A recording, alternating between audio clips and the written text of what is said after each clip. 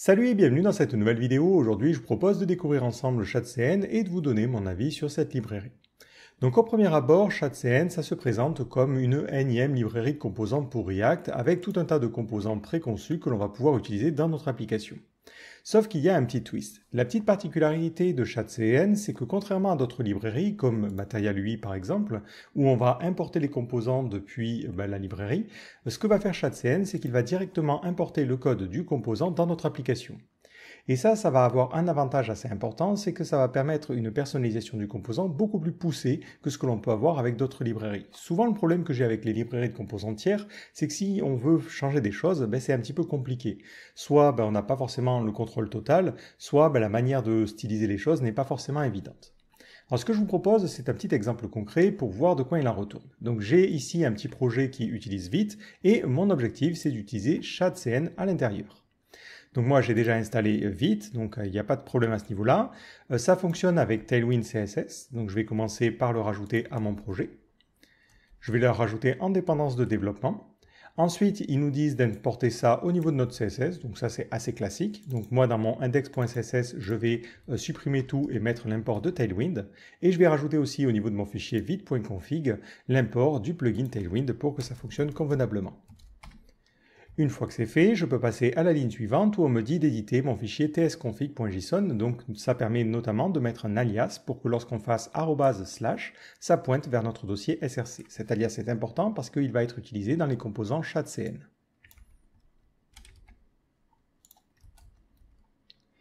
Et on va devoir faire la même modification dans l'autre fichier tsconfig qui est créé par Vite.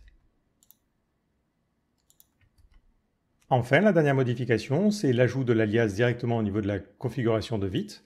Donc je vais rajouter les types pour Node.js, même si j'utilise Bun ici. Ensuite, je vais importer en haut de mon fichier tsconfig path. Alors moi, je vais mettre node2.path pour qu'il l'importe correctement depuis Node. Et ensuite, je vais rajouter cet alias-là. Donc tout ça, c'est juste de la configuration d'alias. Une fois que l'on a fait ça, on va maintenant pouvoir utiliser justement ShadCN. Donc pour cela, il faut commencer par l'initialiser. Ça va permettre de créer un fichier de configuration initiale qui contiendra la configuration de cette librairie de composants. Cette commande va nous poser une question, quelle couleur on souhaite utiliser. Donc moi je vais utiliser neutral par défaut. Voilà. Donc on voit que ça modifie le fichier index.css, ça rajoute des dépendances et ça va venir créer un fichier utils.ts. Si on regarde un petit peu les modifications qui ont été proposées, donc dans le fichier index.css, il a laissé l'import de Tailwind, il importe Tailwind Animate, ensuite il rajoute le système de variantes et il rajoute tout un tas de couleurs qui vont être comprises par Tailwind pour gérer justement le thème avec ShadCN. Ensuite, dans le dossier lib, il a créé un fichier utils.ts qui contient une fonction qui permettra de fusionner les classes de Tailwind en s'assurant d'éviter les doublons et les duplications. Enfin, il ne l'a pas précisé dans la commande, mais il a aussi généré un fichier components.json qui permet de configurer le comportement de ShadCN et de spécifier où vont aller nos différents composants. Donc par exemple, lorsqu'on va installer un composant, il va aller dans ce dossier UI, donc dans /components/UI. Et ça, c'est complètement personnalisable, vous pouvez adapter en fonction de vos besoins. Si je souhaite utiliser un composant de ShadCN, la première étape, ça va être d'installer ce composant-là. Donc vous pouvez utiliser cette commande-là et l'adapter en fonction du gestionnaire de paquets que vous utilisez. Donc là, je lui dis, je veux rajouter dans mon application le composant button. Automatiquement, il va venir créer un nouveau fichier dans le dossier components. Dans le dossier UI, on a un button.tsx qui va contenir un code qui est déjà préconçu, c'est le code du composant. Et à partir de là, on peut l'utiliser. Donc dans mon application, je peux créer un button, voilà, et mettre mon bouton. Ensuite, si je le souhaite, je peux utiliser le système de variantes et dire je veux un bouton destructif, et dans ce cas-là, le bouton apparaîtra en rouge. Il est intéressant de noter que dans les classes CSS qui sont utilisées, il utilise des classes utilitaires. C'est-à-dire que vous n'allez pas utiliser, par exemple ici, un bg-red-quelque chose. Il a mis des couleurs spécifiques. De la même manière, le dark mode peut être géré au travers d'une simple classe. Et ça va faire pivoter justement ces classes utilitaires. Si je regarde le code du composant button, on n'a pas, comme on pourrait être habitué à le voir sur Tailwind, des classes dark-quelque chose ou dark quelque chose. Là, il a juste mis BG primary et ça va changer en fonction de si on est en dark mode ou non. Si j'essaie par exemple dans mon index.html de mettre au niveau de mon body la classe dark, on va alors passer en dark mode et on voit que la couleur destructive est légèrement différente. Et c'est comme ça que va fonctionner ShadCN. Alors continuons, imaginons que sur cette page app.tsx, je veux créer un formulaire de connexion. Il va me falloir un composant pour gérer un input. Donc je vais dans la liste des composants de ChatCN, j'ai un composant qui permet de gérer le label et normalement j'ai aussi un composant qui permet de gérer l'input, ici. Donc ces composants, on peut les installer via la commande que l'on a vue. Donc je vais installer input et aussi label. Et pour chaque composant, vous avez des exemples dans la documentation. Donc si vous voulez par exemple la structure avec directement le label et l'input à côté, vous pouvez faire ça. De la même manière, je me dis que ça serait bien d'avoir ça dans une carte. Donc je vais retourner dans la partie composants et on a effectivement un composant card. Et on a même cet exemple de code. L'avantage aussi, c'est que cet exemple-là, on peut directement le copier-coller une fois qu'on a utilisé les composants qui sont nécessaires. Donc là, je vais venir rajouter le dernier composant card. Hop. Je vais directement copier le code qui est proposé dans l'exemple. Je vais aller dans mon app.tsx et je vais directement coller le code là. Et je vais importer les différents composants en recopiant ce que j'avais en haut. Si évidemment vous avez changé les namespaces, il faudra adapter parce que forcément ça ne correspondra plus. Et là, j'ai bien mon formulaire de connexion qui est déjà préconçu et qui a un style qui est plutôt sympa. Je vais juste un petit peu le centrer, on va faire un mix auto et un MY6. Voilà, c'est juste pour l'exemple. Alors maintenant, on va parler un petit peu de la personnalisation. Donc un des avantages que va avoir ChatCN, c'est que les composants qu'on en a utilisés sont directement disponibles à ce niveau-là. Donc si jamais vous voulez faire des changements, vous avez la possibilité de personnaliser en changeant les classes à ce niveau-là ou même en changeant la structure de votre composant si la signature ne vous convient pas. Vous avez aussi la possibilité de personnaliser directement les couleurs. Donc je crois qu'il y a un exemple ici. Donc si je mets blue, hop, ça permet de changer la couleur d'accent et vous pouvez comme ça changer ça. De manière générale, tout va être pilotable dans le index.css que l'on a vu. Toutes les couleurs sont définies ici et si vous voulez personnaliser ChatCN, c'est là que ça va se passer. Vous pouvez aussi utiliser un autre site qui s'appelle TwigCN qui va vous permettre de générer ou même d'utiliser des thèmes préconçus. Donc là, vous avez des exemples de thèmes, vous cliquez dessus et ça vous montre à quoi ça ressemble. Vous pouvez aller dans la partie, normalement, Start Customizing et ça vous permet de personnaliser le thème que vous voulez pour Tailwind. Alors moi, je vais prendre le Ember Minimal, j'aime bien cette couleur-là. Et une fois que vous êtes content, normalement, vous pouvez exporter le code. Ce que ça va faire, c'est que ça va vous donner directement les codes couleurs à reporter au niveau de votre CSS principal. Ou ce que vous pouvez faire, c'est l'installer via ce système-là. Donc moi, je vais directement copier le CSS parce que c'est le plus simple ici. Donc je prends tout ça, et au niveau de mon CSS principal, je vais remplacer ce que j'avais par défaut avec ça. Si maintenant je regarde ma page de connexion, elle a complètement changé en s'adaptant avec ces nouvelles couleurs. Donc ça reste quand même intéressant à ce niveau-là d'avoir des classes utilitaires pour styliser les différents composants. Donc un autre point intéressant, c'est que vous pouvez utiliser les composants de ChatCN qui sont pensés pour fonctionner ensemble, mais en fait ChatCN c'est aussi un protocole qui va permettre d'utiliser d'autres composants et de les importer de la même manière, avec la même facilité que les composants que l'on a vus jusqu'à maintenant. Alors pour vous donner un exemple, on va prendre des composants de Origin UI, qui est aussi une librairie, et on s'imagine qu'on veut un système de timeline. Donc on a des exemples comme ça qui sont fournis. Alors on va prendre cette timeline-là, et on va pouvoir copier le code. Donc là, on nous donne une commande que l'on peut taper, donc on voit que c'est la même commande, sauf qu'au lieu d'avoir le nom du composant, on a une URL vers un JSON. Et en fait, ce JSON-là va permettre de directement importer le composant. Donc je vais venir au niveau de mon terminal et importer ce composant-là.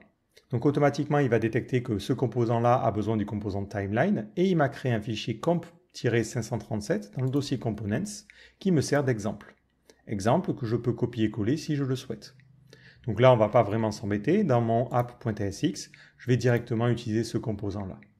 Donc je vais remplacer ce que j'ai dans ma carte et on va utiliser le composant 537. Et on a par défaut une timeline qui reprend vraiment le design, mais avec les couleurs que l'on a choisies. Donc c'est ça qui est aussi intéressant avec ChatCN, c'est qu'on peut aller explorer tout un tas de librairies de composants. Donc moi j'aime bien Origin parce que ça permet de compléter avec des composants différents de ceux qui sont proposés par ChatCN par défaut. Vous avez un dépôt qui liste un petit peu tous les packages intéressants pour ChatCN. Vous avez aussi le site 21st Dev. Là, c'est un site carrément collaboratif où les gens peuvent poster leurs composants et vous pouvez les charger dans votre application avec ChatCN. Voilà, et il en existe comme ça tout un tas. Alors donc, ce que je trouve personnellement intéressant avec ChatCN, c'est d'abord qu'il offre une certaine uniformité, une certaine cohérence graphique avec les composants que lui propose. Et on le voit même sur leur page d'accueil, cette page-là, elle est construite qu'avec des composants ShadCN. Et on voit que c'est cohérent, c'est propre, les espacements sont corrects, et ça c'est plutôt sympa. Ce que j'aime bien aussi, c'est cette notion de protocole qui permet d'importer les composants directement dans le code de notre application. Ça permet, si demain on souhaite faire des modifications, de pouvoir le faire simplement plutôt que d'essayer de manipuler une librairie complexe. Si on veut un petit peu plus de détails sur comment ça fonctionne, il suffit juste de regarder un JSON et vous allez comprendre rapidement. Vous allez en fait avoir le nom du composant, le type, vous allez avoir les dépendances, donc ça c'est si ça a besoin d'un autre composant, et directement les fichiers qui vont être générés. Si on regarde par exemple ce composant-là, on peut aussi avoir des dépendances, et dans ce cas-là, ces dépendances vont automatiquement se rajouter à votre package.json, et ça va se faire tout seul. Donc c'est intéressant parce que ça reprend un concept qui est vieux comme le monde, c'est-à-dire copier-coller du code, sauf que ça l'automatise et ça reste pratique. Aussi, petit point intéressant que je n'ai pas forcément évoqué, mais vous avez des portages qui ont été faits, notamment avec Vue.js. Donc vous avez ShadCN Vue qui va vous permettre d'utiliser les mêmes composants, mais directement avec Vue.js. De toute façon, vous l'avez vu à travers le protocole, techniquement on pourrait même l'utiliser pour d'autres langages de programmation. Ça permet juste d'importer du code et c'est tout. Alors maintenant, on va parler aussi des inconvénients, parce que pour moi, ShadCN, il a quand même quelques petits problèmes. Alors le premier, c'est les pratiques utilisées où vous n'êtes pas forcément raccord. Si je prends l'exemple du bouton, moi je trouve toujours un petit peu bizarre cet utilitaire CN. En fait, on voit qu'il utilise une librairie qui s'appelle Class Variance Authority pour fusionner en fait les différentes classes, et ensuite derrière il va utiliser un truc qui s'appelle Tailwind Merge pour effacer les classes qui sont en doublon. Je trouve que c'est pas forcément la méthode la plus pratique et il y a d'autres librairies qui auraient pu être utilisées. Mais c'est les choix qu'ils ont fait et on est obligé de coller à ces choix-là. L'autre problème, c'est qu'il se colle beaucoup à une librairie qu'il utilise qui s'appelle Radix. Alors on ne va pas forcément le voir sur ces composants un peu basiques. Donc ce qu'on va faire, c'est qu'on va prendre un composant un poil plus complexe, par exemple une boîte de dialogue pour les alertes. Vous savez, le truc qui permet de confirmer ou d'annuler une action. Donc je vais rajouter ça à mon projet. Voilà. Mais de toute façon, on peut aussi le regarder dans le site. Si vous allez dans la partie manual, ça vous donne les librairies à importer comme dépendance et ensuite le code du composant. Vous n'êtes même pas obligé d'utiliser cette ligne de commande. Mais si on regarde le code de cette boîte d'alerte, on voit qu'en fait ça génère tout un tas de composants.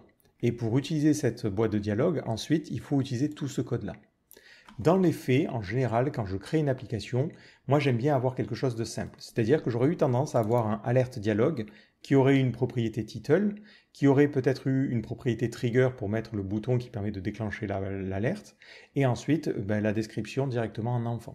Et les boutons annuler et continuer, ça serait les boutons de base. Peut-être personnalisable, mais on s'en fiche. Je trouve que là, il se retrouve à créer beaucoup de composants et finalement à nous importer un composant qui n'est pas forcément facile à utiliser. Et il fait ça parce qu'en fait, il se colle beaucoup à la librairie qui est utilisée. Donc si je vais sur par exemple Radix UI, donc Radix UI c'est une librairie de composants React qui sont headless, c'est-à-dire qu'il n'y a pas de style qui est fourni et c'est à vous de rajouter le style que vous voulez par-dessus. Si je cherche les alertes, il ne trouve rien, c'est génial, mais si je vais dans Alerte Dialogue, on trouve tous les composants qui ont été créés à ce niveau-là. En fait, ce que fait ShadCN, c'est qu'il prend des composants Radix et rajoute, entre guillemets, simplement des classes Tailwind dessus pour donner le style correct. Mais il ne propose pas un nouveau composant qui serait, à mon sens, plus simple à utiliser.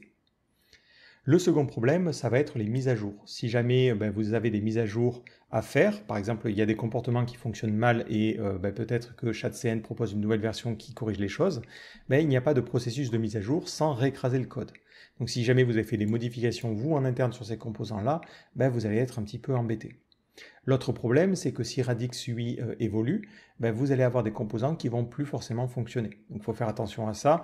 On le voit aussi dans le fichier JSON qui est proposé. Il n'y a pas de notion de version. Donc si par exemple Radix UI glisse une nouvelle version, ça rend tous ces composants-là tout simplement périmés. Enfin, le dernier petit problème, je dirais que faut voir le besoin que vous avez. Si vous avez l'intention de prendre les composants tels quels avec leur design et d'avoir cette cohérence et d'avoir un style qui ressemble à ShadCN, ça va être très bien. Par contre, si votre objectif c'est de créer un nouveau projet et que vous avez une maquette avec son propre design system, je ne pense pas que ShadCN soit intéressant. Dans ce cas-là, vous avez aussi vite fait de créer vos propres composants. Et si jamais vous avez des composants complexes à créer, vous pouvez utiliser des librairies comme Radix UI et directement partir de Radix UI et créer votre propre CSS.